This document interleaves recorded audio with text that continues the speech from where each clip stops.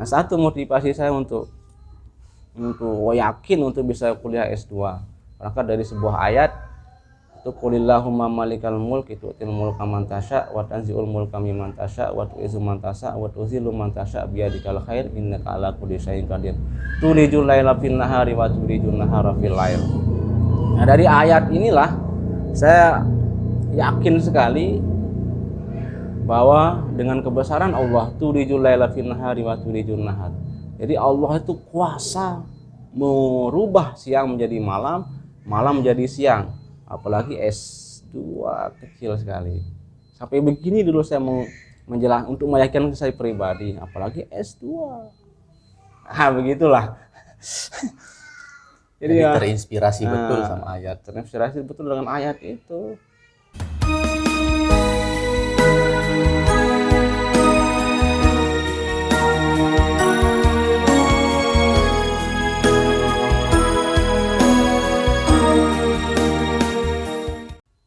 Pertama, kami mau memperkenalkan beliau secara singkat saja. Narasumber kita pada saat ini, beliau adalah Bapak Ulian Nasri. Beliau dari Aimal. Beliau ini teman-teman adalah dosen di IAIHNW Lombok Timur. Sekaligus beliau ini adalah seorang penulis buku. Beliau termasuk cukup produktif dalam menulis. Lebih dari 10 karya buku pernah beliau hasilkan. Kemudian beliau ini juga adalah tokoh agama di Aimal, Pak nggih? Aimal dusun Aimal Induk. Oh, Aimal Induk nggih. Kampung remaja. Baik, langsung saja teman-teman. Pada kesempatan ini kita akan mengajukan beberapa pertanyaan kepada beliau langsung yang mudah-mudahan bisa menjadi semacam semangat, suntikan semangat, inspirasi buat teman-teman khususnya generasi muda dalam bagaimana meraih kesuksesan dalam menuntut ilmu, dalam berkuliah, termasuk juga bagaimana tips-tips sukses menjalani kehidupan masyarakat. Wabil khusus kepada mahasiswa IAIHNW Lombok Timur. Ampura niki Bapak, pertama yang mau kami tanyakan niki tentang riwayat pendidikan Pelungguh termasuk masa-masa kecil. Bolehkah kami diceritakan riwayat pendidikan Pelungguh dari TK sampai jenjang S2 niki?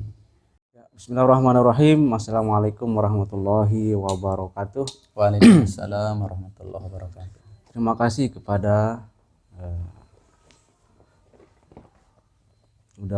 selaku moderator sebagai di channel Abi Nuri. Saya pribadi secara mendapat penghargaan dan bangga hadir di channel Abi Nuri ini. Mudah-mudahan apa yang kita bahas pada season kali ini mendapat keberkahan dan mendapat rahmat Allah Subhanahu wa taala. Amin. Jadi kaitannya dengan pertanyaan tadi, jadi riwayat pendidikan atau petualangan akademis saya pribadi dari mengenal dunia pendidikan dari TK. Saya mulai mengenal dunia pendidikan itu dari TK PGRI Aimal. Nah, itu kemudian tahun berapa? Nah, kalau tahunnya kan nggak ingat saya kalau tahunnya.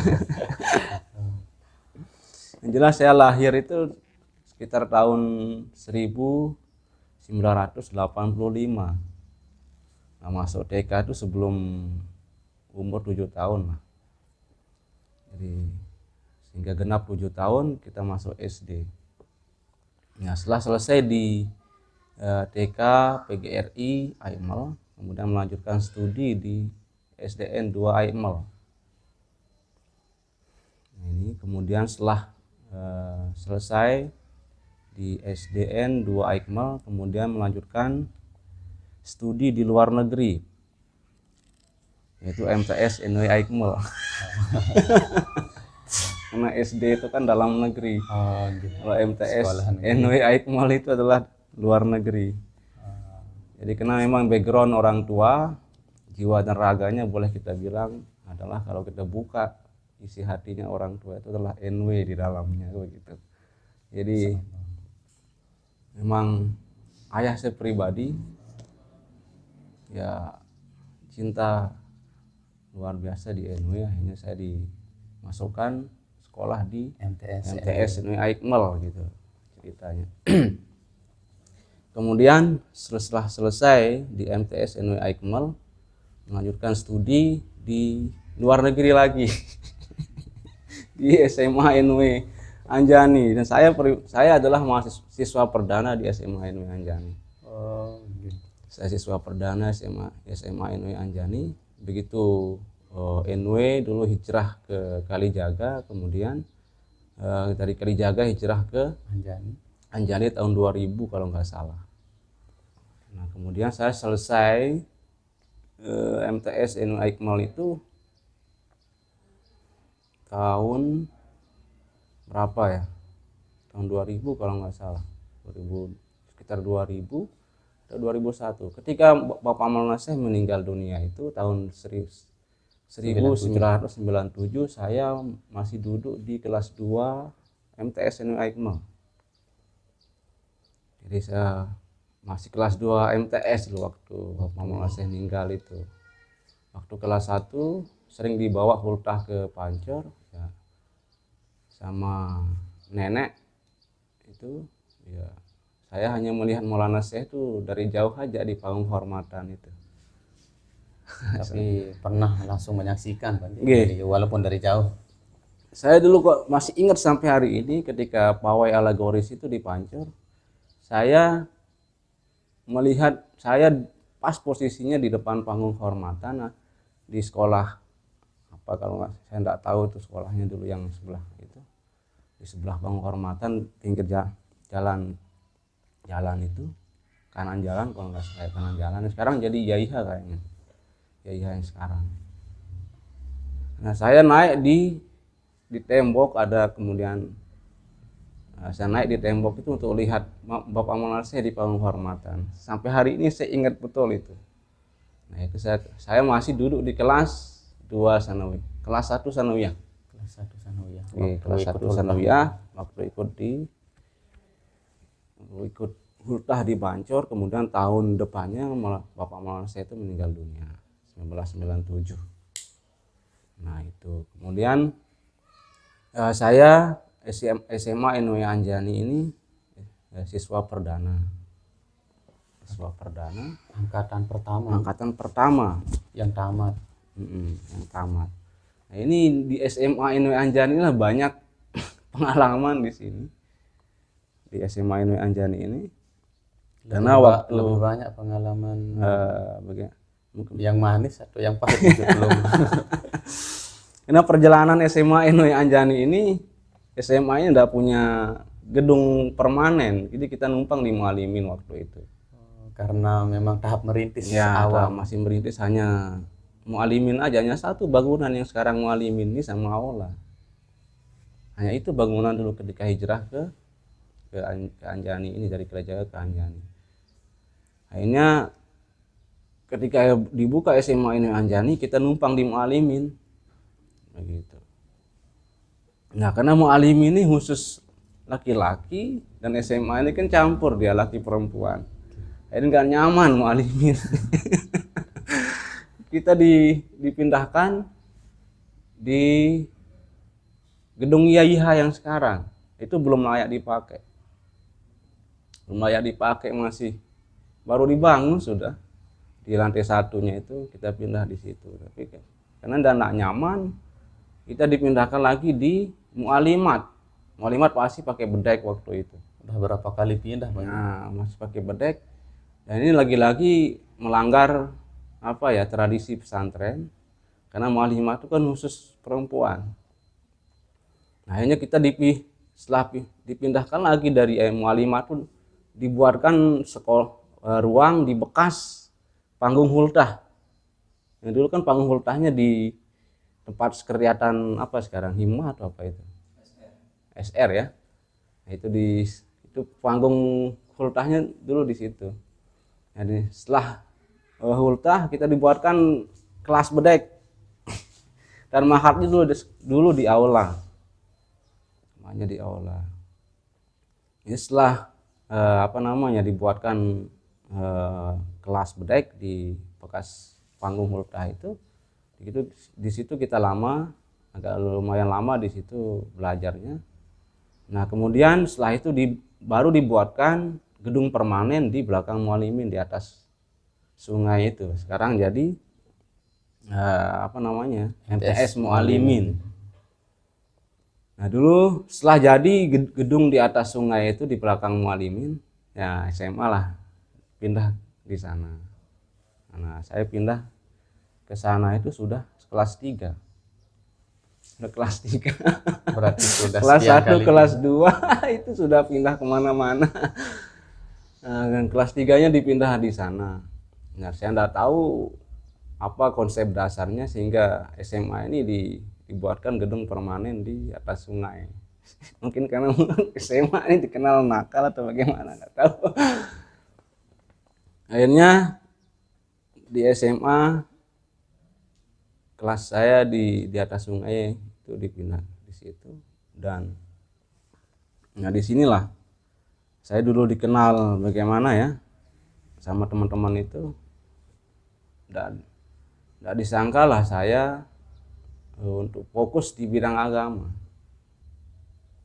Ketika lulus dari SMA NW Anjani, kemudian saya melanjutkan studi di Ma'had Darul Quran wal Hadis Al-Majidiyah Asy-Syafi'iyah Anjani. Nah, ketika saya masuk Ma'had, semua teman-teman saya di SMA itu tidak percaya kalau saya masuk Ma'had.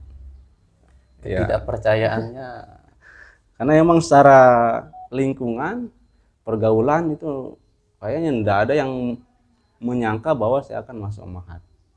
Maksudnya lebih orientasinya itu Ya. ilmu umum kalau di SMA nih kan. Enggak, karena emang secara pribadi, secara pergaulan mungkin dilihat saya nakal atau bagaimana ya. Nakal-nakal pegang gitar lah, oke. Bukan nakal yang Jadi tanda kutip negatif. Itu akhirnya pas masuk Ma'had, alhamdulillah. Dan saya juga masuk Ma'had itu mungkin hidayah ya, mungkin hidayah atau apa, karena inilah hikmah yang sangat besar saya ambil dari perjalanan saya di SMA ini, dan sangat menentukan sangat menentukan kesuksesan saya sehingga saya bisa menyelesaikan S2. Jadi ketika saya kelas 3 SMA itu, saya bercita-cita ingin kuliah sebenarnya di Mataram. Nah, sebelum saya kuliah di Mataram itu, saya ketika naik kelas 3 itu baru muncul UN itu, ujian nasional, yang ketika itu banyak yang tidak lulus, termasuk kakak saya tidak lulus waktu itu. Nah ketika naik S3 saya tidak mau mengulangi kedua kali di keluarga saya, bahwa nanti di UN ini saya harus lulus, jangan sampai saya tidak lulus seperti kakak saya, karena malu kan, aib keluarga. Kakak Pelunggu di mana SMA? Aliyahnya di SMA NW Ikmal, Darut Taqwa Ikmal. Beda tempat sekolah. Beda tempat sekolah. Hanya karena bercita-cita ingin lulus UN itu, nah dari sanalah saya muncul pemikiran bahwa supaya tidak mengulangi kedua kalinya di keluarga saya, kakak saya tidak lulus, nah saya mendekatinya dengan pendekatan religius. Pendekatan religius itu adalah harus rajin sholat gitu. Nah dari sanalah sholat 5 waktu berjamaah awal waktu itu saya mulai rajin pada waktu itu, dengan niat satu lulus UN. Mohon maaf nih, pemikiran itu tiba-tiba muncul atau ada yang mengarahkan Pelunggu? Enggak, tiba-tiba muncul saja, karena saya berpikir saya harus lulus UN, jangan sampai seperti kakak saya. Bagaimana cara saya saya harus rajin sekolah, kemudian saya harus rajin berdoa.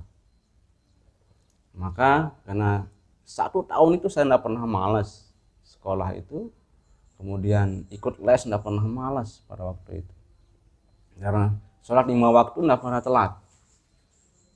Nah, di sana setelah sholat 5 waktu, sholat berjamaah sekarang Masjid At-Taqwa Imal itu, doa saya hanya satu, lulus ujian nasional. Nah, begitu. Semacam betul-betul takut menjadi semacam jadi beban itu kan. Nah, Ketidaklulusan kakak pelunggu. jadi beban keluarga. Jadi saya malu jangan sampai saya mengulang itu lagi. Hanya betul. Nah, yang menariknya di sini, begitu ujian nasional, kita ujian nasionalnya dulu masih numpang di SMA Negeri 2 Iqmal di Lenek. Karena kan masih baru, belum terdaftar. Jadi SMA ini, jadi kita numpang di ujian nasionalnya di SMA 2 Iqmal di Lenek gitu. Nah, kemudian proses ujian nasional ini kemudian setelah selesai kemudian menunggu hasil pengumuman. Nah, waktu itu dulu kita pengumumannya dipakai amplop. Pakai amplop. Tidak apa-apa kita panjang di sini karena ini adalah menentukan karir saya yang sekarang. Setelah saya refleksi kembali, ternyata saya bingung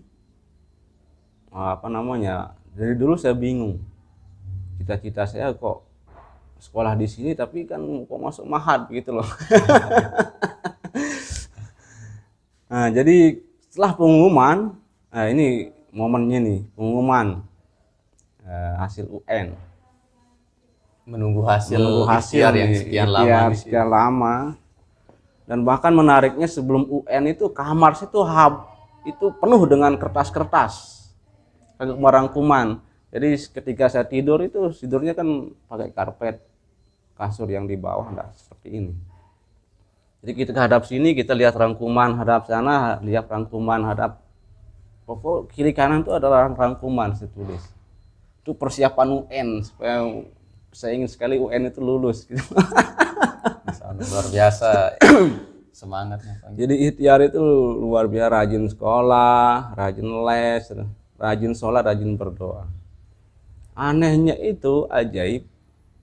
Begitu teman-teman dipanggil untuk ngambil amplop, ada yang lulus luar biasa, ada yang ketika buka amplop lulus, lari di halaman itu, alhamdulillah.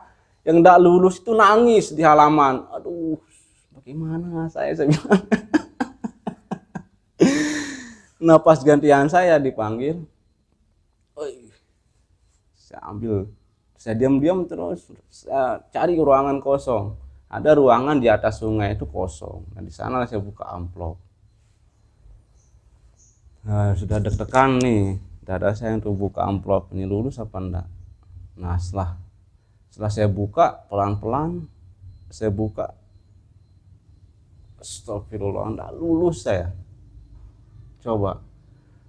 Ketika saya enggak lulus, ada teman saya akrab, tidur bareng, belajar bareng sama teman ini. Dia nanyain saya lulus enggak? Enggak mau saya kasih tahu. Akhirnya saya lari di atas sungai itu, saya lari. Sambil saya nangis. Ya Allah, enggak lulus saya ternyata. Nah, akhirnya ketika saya enggak lulus itu, kemudian ada kebijakan untuk ujian ulang gitu loh. Ujian ulang. Nah, ketika keluar kebijakan untuk ujian ulang, orang sudah masuk kuliah pada waktu itu. Orang sudah masuk kuliah, teman-teman sudah lulus itu sudah kuliah di Mataram, atau kuliah di mana itu ketika lulus. Nah, saya karena enggak lulus, akhirnya orang tua saya minta ya masuk Mahat lah. Gitu. Akhirnya saya masuk Mahat terpaksa karena enggak lulus UN itu SMA. Tapi di sinilah menariknya itu. Maka syukur saya enggak lulus, makanya saya masuk Mahat. Kalau seandainya saya lulus, saya enggak akan Mahat. Jadi Allah itu tahu yang terbaik buat saya gitu. Karena 1 tahun full saya berdoa kan, siapa ya ikhtiar yang tidak pernah saya lakukan untuk supaya lulus itu coba. Dari segi ikhtiar itu sekolah tidak pernah setahun full, saya tidak pernah malas. Belajarnya sangat ketat sekali. Sholat tidak pernah terlambat. Berdoanya khusyuk sambil nangis. Tahu-taunya apa? Apa yang saya minta itu ternyata tidak sesuai dengan apa yang saya harapkan. Tak lulus, nangis jadi-jadi. Ternyata ini hikmahnya. Ya kalau kita boleh membahasakan dengan sederhana, kamu tuh pantasnya masuk mahat itulah. Tapi kan belum bisa baca itu pada waktu itu. Karena untuk bisa eksis di dunia ini harus modal agamanya harus kuat, seperti itulah. Ini saya simpulkan sekarang.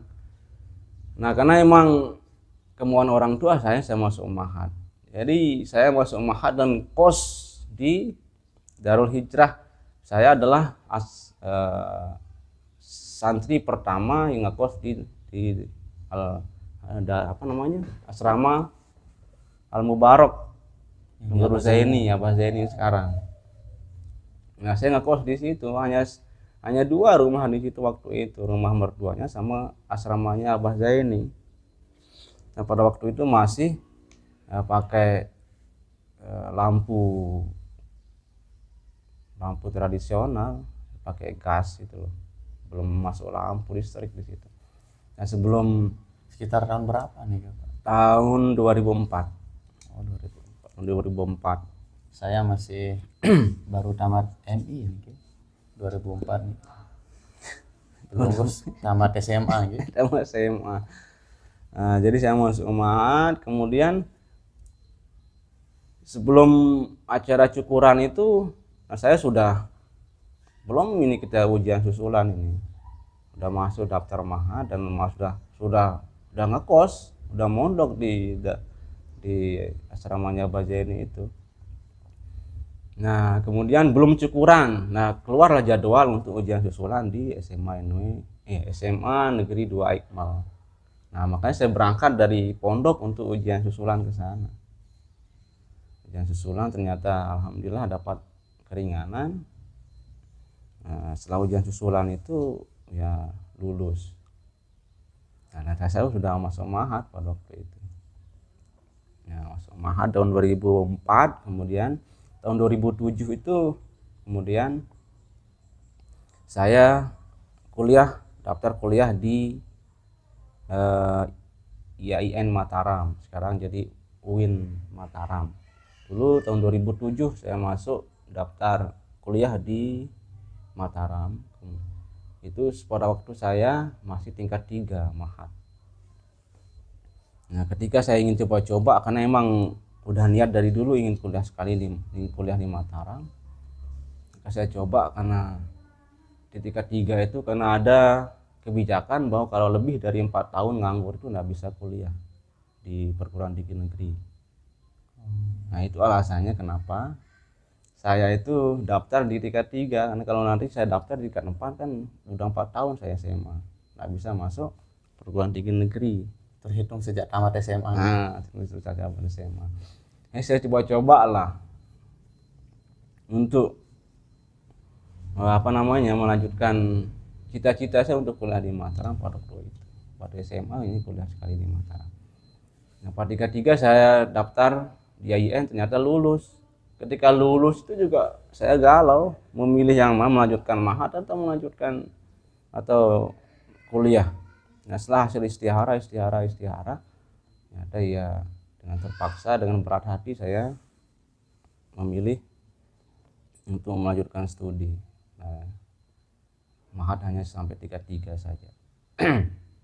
Nah, itu tahun 2007, kemudian selesai di IAIN Mataram itu tahun 2011. Kemudian saya bercita-cita untuk kuliah melanjutkan S2 itu di UIN Sunan Kalijaga. Itu ini yang menarik juga, mudah-mudahan jadi inspirasi kita. Jadi secara ekonomi dan untuk biaya kuliah S2 secara ekonomi enggak bisa lah. Karena di lingkungan saya itu belum ada yang S2. Di kampung saya ada 2 kampung di situ, kampung remaja dan kampung Dasan Beruk namanya. Satu pun tidak ada yang S2. Nah, secara ekonomi karena emang kita bukan dari orang yang berada, gitu ya. Pangkat enggak punya. Nah, karena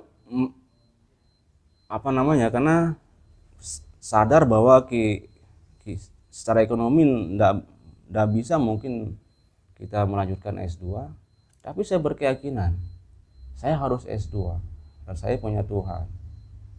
Nah, pada waktu itu saya bercita-cita untuk S2 itu kalau nggak salah di semester 3. Semester 3 di YAIN Mataram itu karena tertarik melihat satu dosen yang menginspirasi saya waktu itu, dan dia itu dosen tasawuf dan filsafat. Nah, ini mulainya nanti masuk di situ. Terinspirasi Ya, untuk melanjutkan terinspirasi. studi itu dimulai dari semester 3. Jadi semester 3 karena saya melihat figur dosen ini luar biasa sekali bagi saya itu. Cara mengajarnya sangat menarik, sangat menginspirasi sekali, sampai sekarang tertanam. Masih saya ingat. Ya, saya terinspirasi untuk S2 itu karena pengaruh dosen itu. Ternyata dosen ini yang saya kagumi itulah dia kuliahnya di UIN Sunan Kalijaga. Nah, kemudian selesai tahun 2011 itu di YAIN Mataram.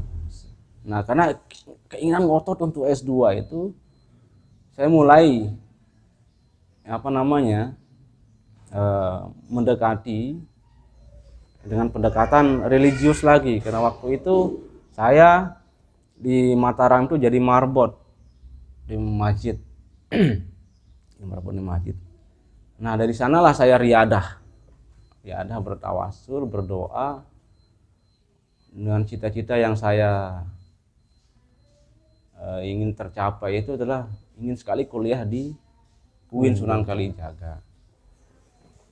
Nah, di masjid Cilinaya Indah Al-Faqih namanya, di Jalan Cilinaya Indah. Itu sekitar 1,5 tahun saya jadi marbot di situ. Nah, sehabis sholat subuh itulah saya berdoa, membaca surat Yasin, membaca surat Al-Waqiah dan Tabarok dengan hajat supaya bisa S2. Wajib itu setelah selesai subuh itu saya lakukan itu. Nah, dari tahun 2011 itulah, sebelum saya keluar dari tahun 2012. Tahun 2012 itu buka pendaftaran untuk S2. Ya, selama setahun itu saya riadah membaca surat Yasin, Al-Waqiah sama Al-Muluk, karena saya secara ekonomi itu saya tidak mampu untuk kuliah S2 dengan biaya sendiri. Tapi apakah pernah sempat disampaikan ke orang tua jauh-jauh sebelumnya? Tidak pernah. Saya untuk menyampaikan ke orang tua itu malu, karena secara ekonomi kan saya kira-kira enggak bisa lah, karena orang tua saya itu dari sejak saya SD itu di Malaysia. Sejak SD loh, orang tua saya di Malaysia. Itu untuk membiayai kuliah sekolah saya itu, karena keadaan ekonomi enggak membaik pada waktu itu. Hanya dari sejak saya SD itu saya ditinggal sama ayah ke Malaysia. Nah, akhirnya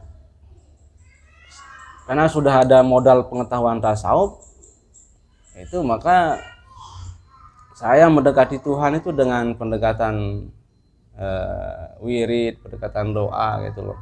Nah, satu motivasi saya untuk yakin untuk bisa kuliah S2 berangkat dari sebuah ayat itu, qulillahumma malikal mulk tu'til mulka man tasya wa tanzi'ul mulka mimman tasya wa tu'izzu man tasya wa tuzillu man tasya biyadikal khair innaka ala kulli syai'in qadir tulijul laila fil nahari wa tulijul nahara fil lail. Nah, dari ayat inilah saya yakin sekali bahwa dengan kebesaran Allah, tulijul laila fil nahari wa tulijul nahar. Jadi Allah itu kuasa merubah siang menjadi malam, malam menjadi siang. Apalagi S2 kecil sekali. Sampai begini dulu saya menjelaskan untuk meyakinkan saya pribadi, apalagi S2. Begitulah. Jadi Ya, terinspirasi betul sama ayat. terinspirasi betul dengan ayat itu. Nah, saya mulai mendekati Tuhan itu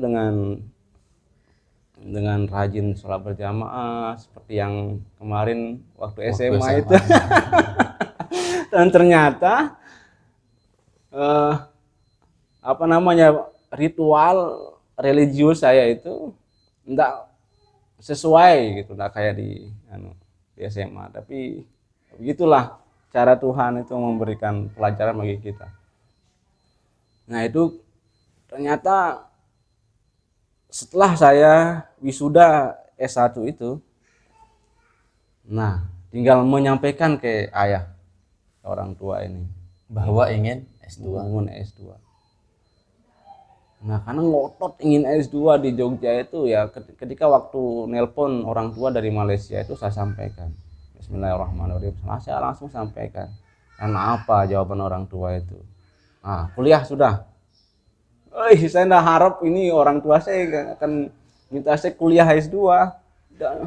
Malah saya pesimis, nggak usah kuliah karena kita nggak mahal S2 itu. Nah, itulah. Tapi saya coba memberanikan diri untuk minta. Ternyata apa jawaban beliau? Kuliah sudah. Alhamdulillah kuliah. Akhirnya daftar. Anehnya pada waktu saya S2 itu, pekerjaan ayah saya di Malaysia itu dengan pekerjaan yang ringan tapi gaji yang tinggi. Pekerjaan orang tua saya itu ketika saya S2 itu hanya kerjaannya mengisi air, tek tombol air saja. Kalau sudah penuh di kilang-kilang minyak sama mes-mes sebagai pegawai itu dimatikan sambil duduk. Kemudian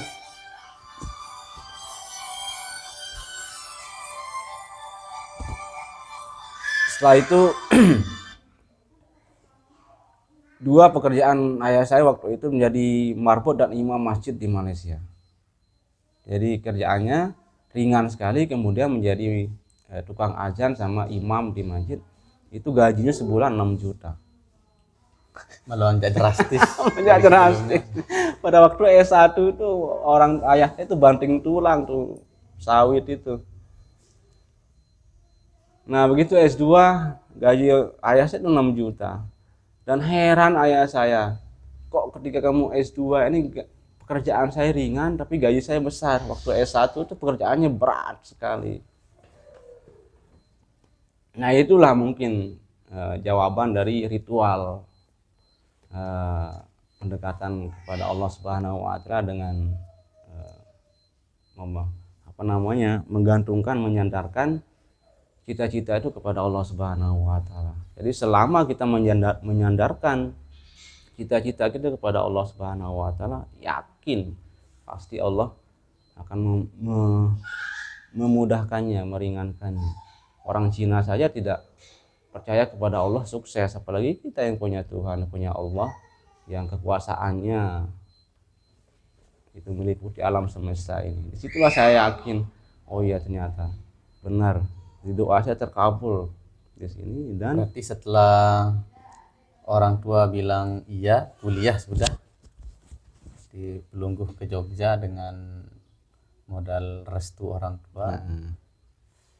Alhamdulillah dari perjalanan saya masuk Jogja sampai selesai itu saya enggak pernah susah urusan keuangan. Saya dikirimkan uang oleh orang tua ketika saya S2 itu 3 juta, 2,5 juta, enggak pernah kurang dari 1 juta. Nah, itu setengahnya 95% saya pakai beli buku. Maka saya enggak berani masuk ke toko buku itu. Kalau uang saya tinggal sisanya 200, 300. Ini kalau saya masuk toko buku habis nanti uang saya itu. Sebagian besar uang belunggu itu untuk buku, Pak. Untuk buku, sebagian besar uang saya dipakai untuk beli buku. Maka orang tua saya itu senang mengirimkan saya uang. Karena kan kenapa? Orang tua saya sebelum ke Malaysia tuh dia pedagang kitab. Pedagang kitab kuning, kitab kunci ibadah. Nah, terus kopiah gitu sebagainya. Kayak buku Iqra, Al-Quran. Mikro ya itu pekerjaan orang sebelum ke Malaysia itu. Di mana beliau jualan? Di pasar Aimal, pasar dagang-dagang lapak lah sekarang. Nah, ya, karena orang tua sudah senang sama buku, senang sama kitab, ketika anaknya senang sama buku, kitab, akhirnya senang mengirimkan saya uang. Saya mengirimkan uang, karena habis saya pakai beli buku lah, 90%, 80% saya pakai. Pernah sering saya berpuasa karena tidak ada pakai makan, karena habis dipakai beli buku waktu di Jogja itu. Artinya rezeki sudah lancar. Lancar lah, saya tidak ada urusan masalah secara ekonomi di S2 itu. Saya dari awal sampai selesai itu saya tidak pernah kesulitan masalah keuangan. Karena ya sekali lagi secara ilmu tasawuf itu ya, kalau kita dekat sama Tuhan ya apapun yang menyelesaikan itu adalah Allah Subhanahu wa taala. Nah, kalau secara finansial tergolong sudah tidak ada hambatan waktu S2 nih. Ada kira-kira hal-hal yang sempat menjadi tantangan lah waktu belum S2 yang apakah ada atau bagaimana sehingga belum sampai selesai lah menuntaskan pendidikan di Jogja nih. Kalau masalah tantangan tuh pasti ada. Dan tantangan terbesar ketika saya S1, S2 itu pasti ada itu. Tantangan yang waktu saya S1 itu saya pergi kuliah di Mataram itu diam-diam. Saya kuliah S1 ke Mataram itu diam-diam. Ini memang masalah keluarga sebenarnya ini, karena ada yang tidak setuju saya kuliah di Mataram itu. Nah, saya tetap ngotot untuk minta kuliah di Mataram itu. Nah, saya berangkat ke Mataram itu diam-diam berangkat ke Mataram. Kemudian ketika saya S2 juga pasti ada masalah, pasti ada yang tantangan, ada yang tidak setuju. Bahkan ungkapan-ungkapan cerita-cerita di masyarakat itu ya tidak enak lah untuk didengar. Ya, karena secara ekonomi dilihat mungkin kita tidak pantas lah untuk kuliah S2 kan. Tapi saya tetap ngotot, ya pasti ada ungkapan-ungkapan yang sifatnya ya cita-cita ungkapan-ungkapan terkesan meremehkan di masyarakat itu pasti ada. Tapi itu tidak pernah saya dengar, diabaikan saja. Akhirnya alhamdulillah saya menyelesaikan S2 itu 1 tahun 5 bulan 6 hari. Sampai harinya belum berhitung. Iya, karena saya secara finansial, secara ekonomi itu saya pribadi ya, karena dengan kondisi ekonomi, dengan biaya kuliah dari Malaysia itu nggak enak kalau kuliah lama-lama itu. Nah, ketika masuk Jogja itu saya sudah bertekad kuat itu saya harus selesai S2 itu 1,5 tahun. Berarti motivasi dari awal. Karena emang secara finansial itu nggak boleh lama-lama, karena secara finansial kan kita nggak mampu lah. Dan alhamdulillah tercapai. Dan bahkan melampaui itu, saya selesai S2 itu 1 tahun 5 bulan 6 hari. Apakah ada perbedaan cita-cita Pelungguh di bangku MTS SMA, kemudian setelah Pelungguh berada di jenjang perguruan tinggi nih, untuk cita-cita? Apakah untuk kan sekarang Pelungguh niki di samping sebagai tokoh agama dia imam yang biasa memberikan pengajian ceramah rohani di masyarakat, di masjid maksudnya, Pelungguh juga kan dosen di Institut Agama Islam Hamzah Nuadi NW Lombok Timur yang ada di Anjani. Maksud saya pemikiran untuk menjadi dosen itu apakah sejak kapan muncul nih? Atau ada perbedaan cita-cita seperti yang saya sebut tadi nih? Jadi untuk cita-cita jadi dosen itu enggak pernah dipikirkan saya itu. Enggak pernah terbayangkan kalau saya ingin jadi dosen, enggak. Jadi cita-cita saya itu adalah ketika Karena emang yang membuka wawasan berpikir saya itu tentang dunia ini adalah ketika saya masuk Ma'had. Jadi di Ma'had lah saya berpikir dunia akhirat di situ. Dan ternyata untuk bisa eksis di dunia ini adalah di Ma'had lah saya dapat hidayah. Jadi harus dengan ilmu gitu. Harus dengan ilmu. Kemudian karena emang di samping dengan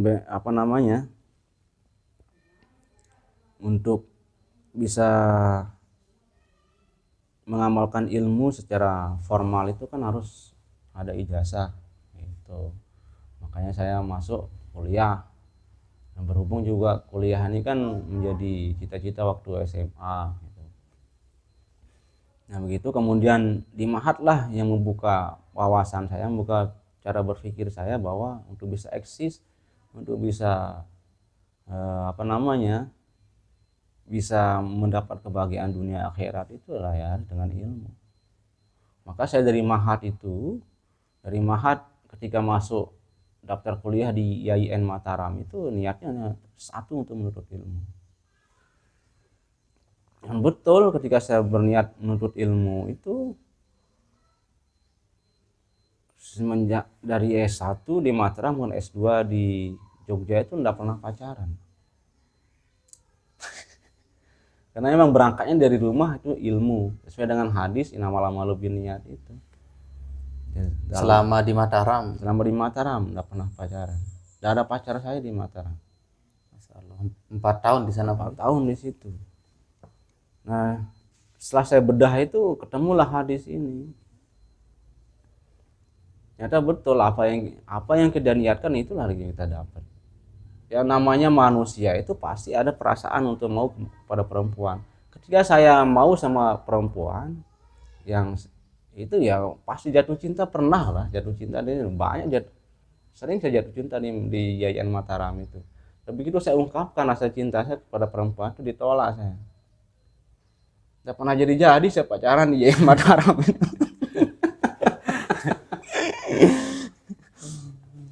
Tidak ada pacar saya di Mataram. Fokus saya nutut ilmu, ternyata itu. Ini loh jawabannya, innamal a'malu binniyat. Jadi apa yang diniatkan itu yang didapat. Barang siapa yang berniat untuk mencari istri hijrah ke Madinah, itu dia bakal mendapat wanita. Barang siapa hijrah dengan hijrah niat Allah dan Rasulnya, maka itu yang didapat. Boleh dikatakan ditolaknya pelunggu oleh perempuan di waktu S1 itu sebenarnya jawaban dari doa, Pak ya? Iya. Karena memang niat pelunggu kan untuk menuntut ilmu, betul. Begitu juga di Jogja, ya siapa sih enggak tertarik dengan perempuan itu, apalagi di Jogja, Masya Allah.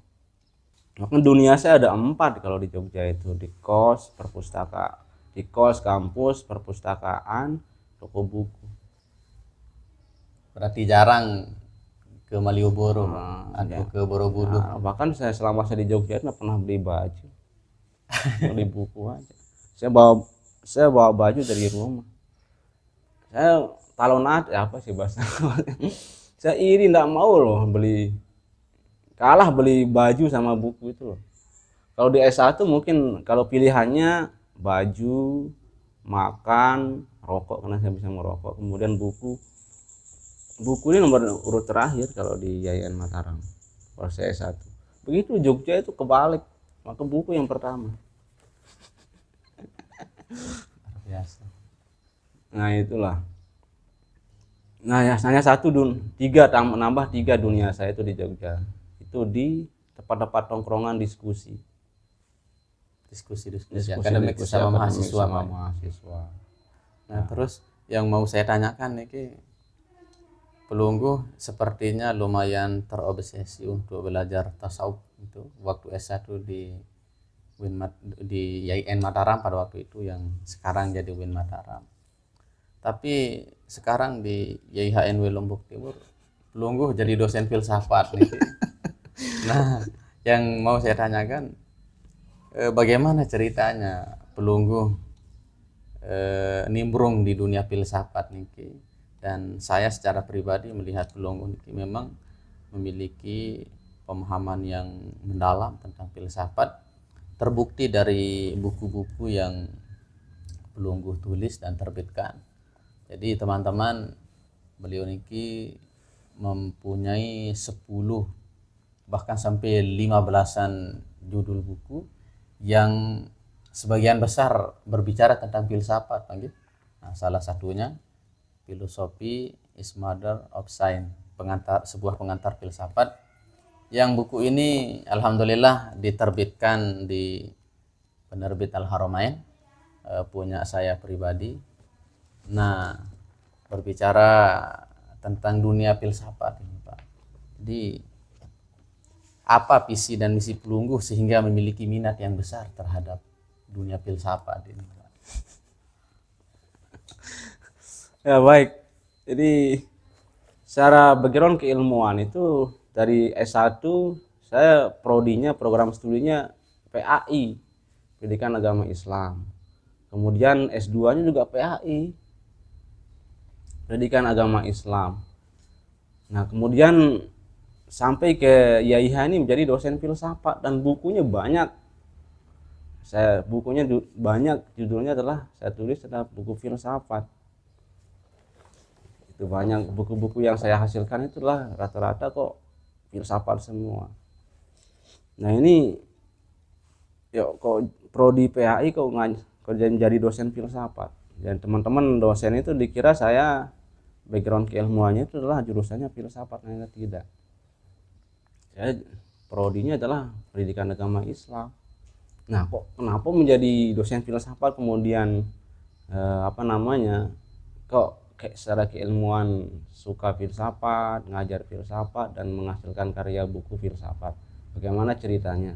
Nah, disinilah menarik kita kita diskusikan. Secara pribadi memang secara keilmuan itu kenapa saya suka filsafat? Ternyata ketika saya menggeluti filsafat ini mulai sejak dari Jogja itu, ternyata menarik sekali filsafat ini, saya bilang. Sebenarnya saya tertarik filsafat sama tasawuf itu adalah di dosen saya ini. Nah, saya belajar filsafat, belajar tasawuf, kemudian mendalaminya di Jogja. Kemudian ketika masuk di Jogja ini barulah saya ada pemahaman tentang dunia filsafat di situ dengan teorinya Pak Amin Abdullah, integrasi interkoneksi itu. Ya, dengan teorinya Pak Amin Abdullah, integrasi interkoneksi keilmuan itu. Jadi tidak ada ilmu yang dikotomis, tidak ada ilmu yang bertentangan itu. Jadi ilmu itu saling berkaitan antara satu dengan yang lain, terinterkoneksi lah sesuai dengan teorinya Pak Amin Abdullah. Jadi kalau pemahaman kita sudah terintegritas, kita sudah paham satu ilmu itu, maka dengan mudah kita nanti mengaitkannya, mengintegrasi, interkoneksikannya dengan ilmu-ilmu yang lain. Hatta antara ilmu agama dan umum, Pak. Iya. Dan tidak ada istilah ilmu agama, ilmu umum sebenarnya. Itu ilmu ini kalau kita lihat dari perspektif filsafatnya, berangkat dari Al-Quran surat Al-Alaq ayat 1-5 itu. Jadi sumber ilmu pengetahuan itu kan dari pikiran manusia. Jadi ilmu itu sumbernya adalah dari pikiran manusia. Jadi Allah Subhanahu wa taala dalam Al-Qur'an menjelaskan bahwa banyak sekali dalam ayat-ayat dalam Al-Qur'an menjelaskan memerintahkan manusia untuk berpikir. Salah satunya dalam Al-Qur'an surat Al-Imran ayat 109 atau 190. Di sana menjelaskan bismillahirrahmanirrahim, inna fi khalqis samawati wal ardi wa ikhtilafil laili wan nahari la ayatil lil albab allazina yazkurunallaha qiyaman wa qu'udan wa ala junubihim wa yatafakkaruna fi khalqis samawati wal ardi. Nah, jadi wa yatafakkaruna fi khalqis samawati wal ardi. Jadi Allah Subhanahu wa taala menegaskan dalam ayat ini untuk memikirkan alam semesta ini. Jadi setelah saya mendalami filsafat itu, ternyata filsafat ini adalah induknya ilmu pengetahuan. Makanya judul buku saya ini berjudul Philosophy is Mother of Science. Jadi semua ilmu itu lahir dari filsafat. Nah pertanyaannya sekarang, apa sih filsafat itu? Kan begitu. Sederhananya filsafat itu adalah berpikir secara radikal, berpikir secara kritis, berpikir secara komprehensif, berpikir secara sistematis, metodis. Itulah filsafat. Jadi dari berpikir kritis, dari berpikir radikal, dari berpikir komprehensif, dari berpikir sistematis dan metodis, maka hasil pemikiran seperti itulah maka lahirlah ilmu pengetahuan. Apapun yang ada di dunia ini itu lahir dari sebuah pemikiran. Tidak mungkin lahir dari dalam goa, dari dalam WC, dari ruang yang hampa. Semua yang ada di sekitar kita saat ini adalah itu lahir dari sebuah pemikiran. Tidak ada yang langsung abrakadabra langsung jadi, enggak. Nah itulah filsafat. Dunia sampai secanggih hari ini itu lahir dari sebuah pemikiran. Maka banyak ayat dalam Al-Quran menjelaskan afala yaqilun, afala tatafakkarun, innama yatazakkaru ulul albab. Afala tatafakkarun? Apakah kamu tidak menggunakan akal untuk berpikir? Apakah kamu tidak berpikir? Afala tatafakkarun. Afala yaqilun? Apakah kamu tidak menggunakan akalnya untuk berpikir? Innama yatazakkaru ulul albab. Hanya orang-orang yang berakal lah yang mampu mengambil pelajaran. Untuk bisa mengambil pelajaran itu ya harus dengan berpikir kritis. Artinya dalil filsafat yang paling utama itu ya Al-Quran sendiri yang memerintahkan untuk berpikir. Itu. Nah inilah, disinilah sebagian orang-orang melihat filsafat itu ibarat dia melihat rumah dari jauh lah. Belum masuk sudah mengatakan filsafat itu menyimpang atau haram atau sesat. Padahal dia hanya melihat rumah dari jauh saja. Coba kalau masuk, oh ya, nanti nikmat belajar filsafat itu. Nikmat belajar filsafat itu. Tapi mohon maaf Pak, kan secara umum bisa kita bagi pendapat ulama itu kan ada yang membolehkan, ada yang melarang. Sepertinya punya alasan masing-masing, termasuk yang kita tahu yang getol membela filsafat itu, maksudnya yang menganjurkan juga belajar filsafat kan Imam Al-Ghazali, dan beliau juga pada saat yang lain, pada saat beliau juga sempat menyerang Ibnu Rushd misalnya dengan pemikiran filsafat. Tapi bagaimana Pelunggu menjelaskan secara singkat supaya terutama mahasiswa kita tidak salah paham tentang filsafat. Maksudnya jangan hanya fokus pada pendapat ulama yang melarang saja tanpa melihat juga pendapat ulama yang justru menganjurkannya. Ya, memang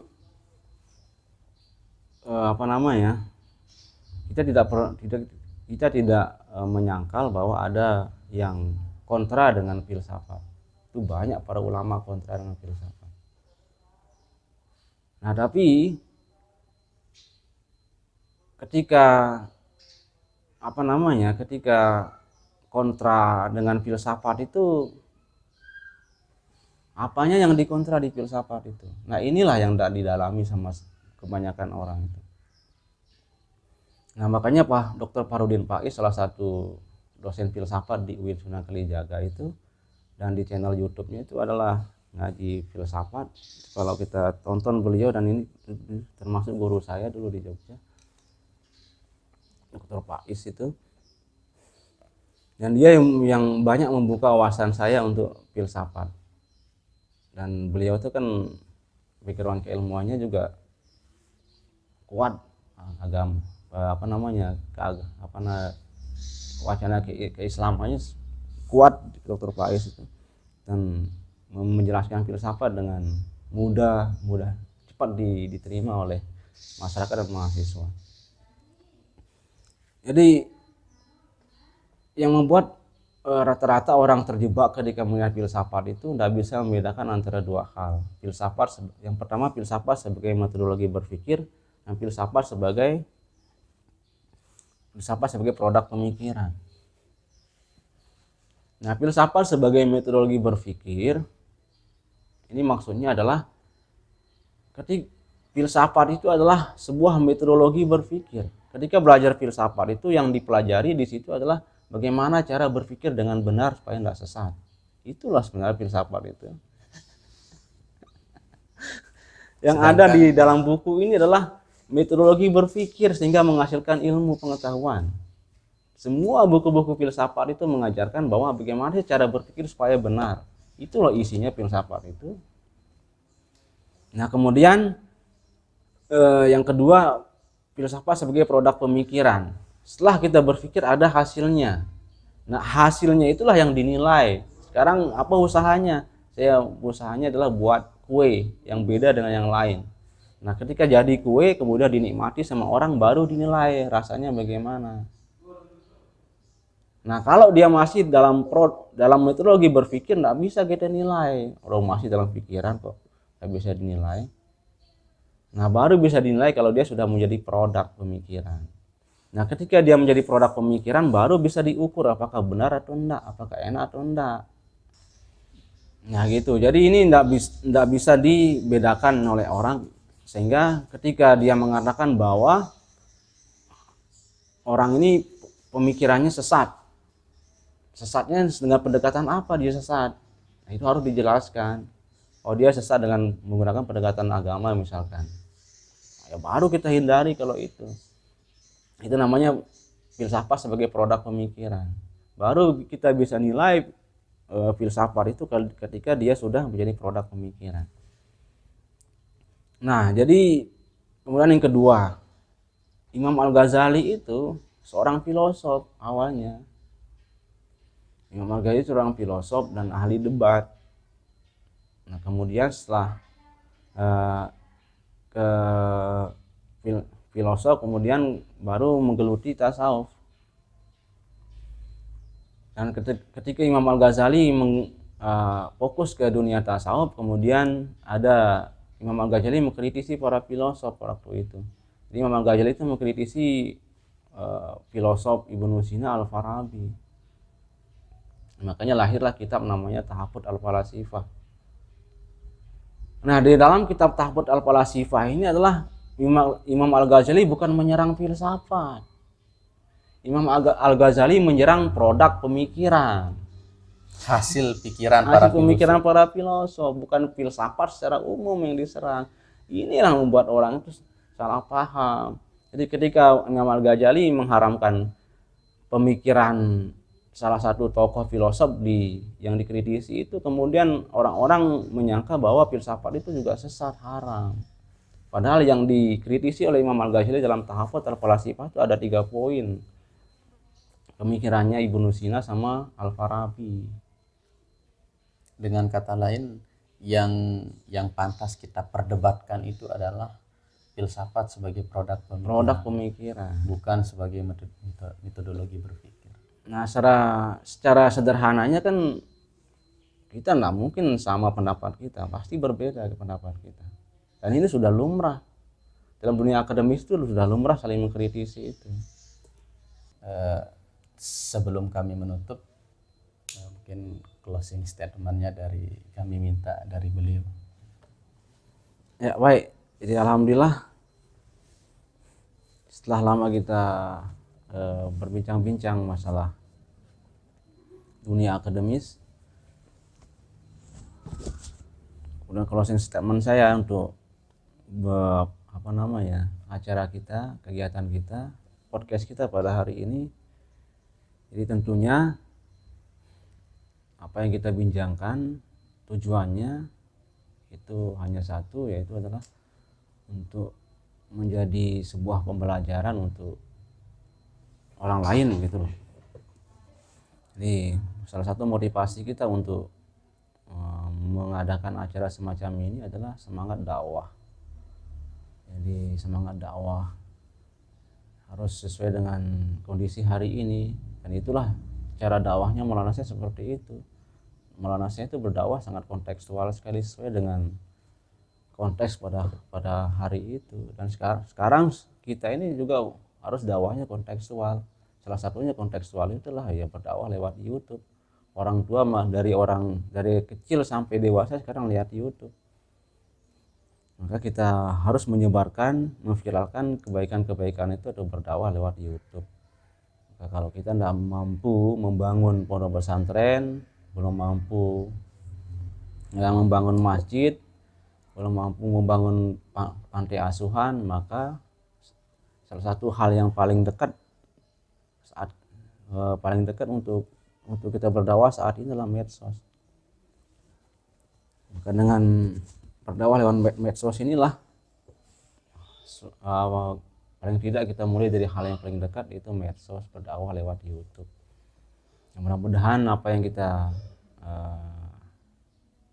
diskusikan pada hari ini mendapat keberkahan, mendapat rahmat Allah Subhanahu wa taala. Ini closing statement dari saya. Terima kasih atas undangannya.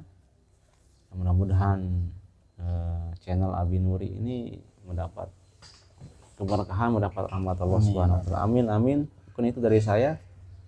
Wallahu muwaffiq wal hadi ila sabil rasyad. Wassalamualaikum warahmatullahi wabarakatuh.